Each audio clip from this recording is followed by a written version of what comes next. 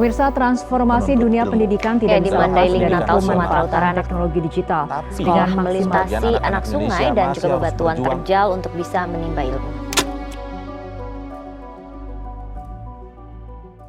Assalamualaikum warahmatullahi wabarakatuh. Hello everyone, my name is Putri Umairomaya and this is my partner. It's me, Mimi Mutiara. I'm Candy Waladi Sobari.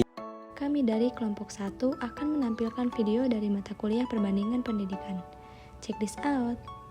Pendidikan merupakan komponen penting untuk kita sebagai makhluk hidup di muka bumi ini.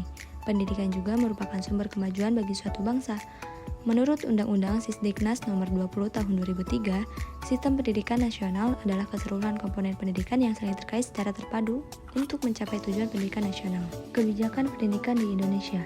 Pada tahun 1950, kebijakan Sarmedi saat menjadi Menteri Pendidikan Pengajaran tidak hanya meresmikan Undang-Undang Nomor 4 Tahun 1950, akan tetapi Sarmedi juga mengeluarkan Putusan Menteri Pendidikan, Pengajaran, dan Kebudayaan Nomor 120 Tahun 1949 tentang Pemberantasan Buta Huruf atau PBH, dan Peraturan Pemerintahan Nomor 37 Tahun 1950 tentang Universitas Gadjah Mada yang isinya mengenai status Universitas Gadjah Mada serta masih banyak kebijakan lainnya. Memasuki tahun 2003, pemerintah membuat Undang-Undang Nomor 20 Tahun 2003 tentang Sistem Pendidikan Nasional, menggantikan Undang-Undang Nomor 2 Tahun 1989. Dan sejak saat itu pendidikan dipahami sebagai usaha sadar dan terencana untuk mewujudkan suasana belajar dan proses pembelajaran agar peserta didik secara aktif mengembangkan potensi dirinya untuk memiliki kekuatan spiritual, keagamaan, pengendalian diri, kepribadian, kecerdasan, akhlak mulia, serta keterampilan diperlukan dirinya, masyarakat, bangsa, dan juga negara.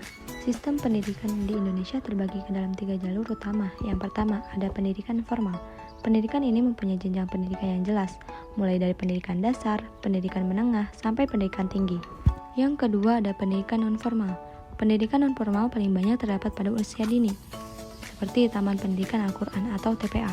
Selain itu, ada juga berbagai kursus, diantaranya kursus musik, bimbingan belajar, dan sebagainya. Dan yang ketiga ini ada pendidikan informal.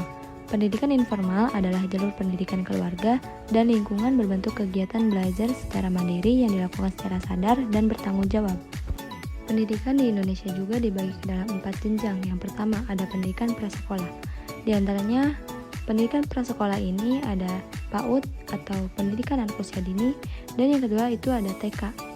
Yang kedua ada pendidikan dasar, seperti sekolah dasar atau SD, menempuh belajar selama 6 tahun, dan sekolah menengah pertama atau SMP, menempuh belajar selama 3 tahun. Yang ketiga, pendidikan menengah. Pendidikan menengah merupakan jenjang pendidikan setelah pendidikan dasar, yaitu sekolah menengah atas atau SMA, maupun sekolah menengah kejuruan atau SMK, selama 3 tahun dalam waktu menempuh pendidikan. Dan yang keempat ada pendidikan tinggi.